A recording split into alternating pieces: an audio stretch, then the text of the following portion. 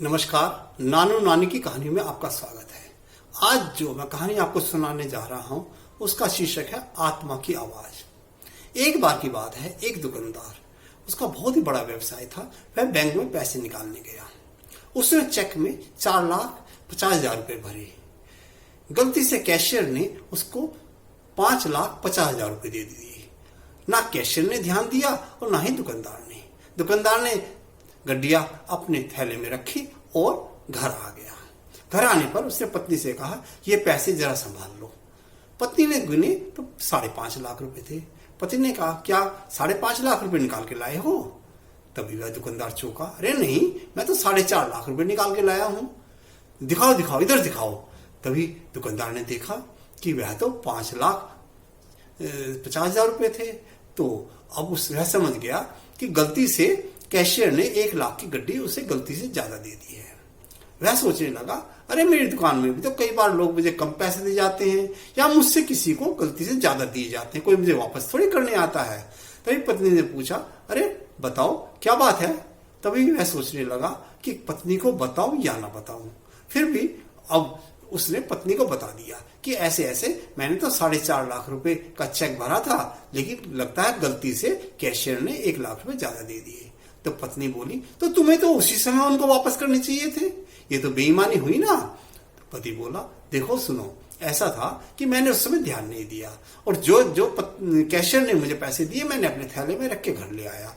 ये तो तुमने यहीं आकर देखा है, मुझे तो अभी तक नहीं पता था कि कैशियर ने 1 लाख रुपए ज्यादा दिए हैं। पत्नी बोली, तो ऐसा करो, जल्दी से लंच कर लो, लंच करके दे आना, क्योंकि बैंक 4 बजे बंद हो जाएगा। तो उसके बाद में जब कैशियर अपना कैश गिनेगा तो उसको 1 लाख रुपए कम मिलेंगे, वह बहुत परेशान होगा। पति बोला, अरे रहने दो, कितनी बार हमसे भी तो किसी को ज्यादा पैसे दिए जाते हैं या कोई हमें गलती से कम दे देता है जो हम नहीं चेक कर पाते, तो क्या हमें कोई वापस करता है? पति बोली, नहीं, मैं ये 1 लाख रुपए तो घर में नहीं रखने दूंगी। अब उसने बताया कि देखो, इस तरह का पैसा कभी फलता नहीं है, यह कहीं ना कहीं हमें नुकसान करके और ज्यादा ही घर से पैसा जाएगा या अन्य हमें कोई और तकलीफ हो जाएगी। पति को उसने अच्छी तरह समझा दिया। तभी पति की समझ में भी आ गया कि हाँ, मेरी पत्नी सही कह रही है कि ईमानदारी से कमाया हुआ धन ही अच्छा धन होता है। बेईमानी से इस तरह का, ठीक है मैंने बेईमानी नहीं की क्योंकि मेरी इस तरह की कोई मंशा नहीं थी कि मैं ज्यादा पैसे लूं, लेकिन यह तो कैशियर की गलती है। लेकिन गलती तो हो ही गई उसकी। अब उस जगह शाम को बैंक बंद करके अपना कैश संभालेगा तो वह कैसे करेगा? 1 लाख रुपए कहां से लाएगा?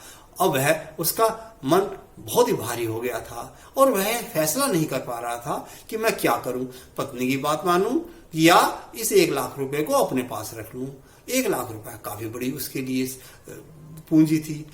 धीरे धीरे अब वह कश्मकश में फंस गया और खाना खाते खाते उसने एक डिसीजन लिया कि जो मेरी पत्नी कह रही है वही सही है, कि यह जो पैसा है इसके साथ उस कैशियर की आह भी आ जाएगी मेरे साथ, क्योंकि वह यह नहीं समझ पाएगा कि उससे गलती हुई है और जब वो शाम को 1 लाख रुपए उसको अपनी जेब से देना पड़ेगा तो उसे बहुत कष्ट होगा। खैर, उसने अपना स्कूटर स्टार्ट किया और बैंक की तरफ चल पड़ा।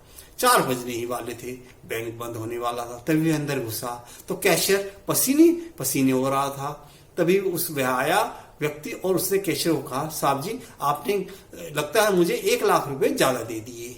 अब कैशियर ने देखा तो क्यों उसके हिसाब में 1 लाख रुपए कम पड़ रहे थे।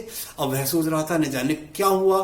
तभी उसको संतोष मिला और कैशियर ने बहुत बहुत धन्यवाद दिया दुकानदार का कि देखो मैं बहुत ही चिंता में था और पसीने में इसलिए आ गया था कि मैं 1 लाख रुपए कहां से लाऊंगा। अरे मेरी तो तनख्वाह भी बहुत थोड़ी सी है, मैं कैसे करूंगा ये 1 लाख रुपए कहां से अरेंजमेंट करूंगा।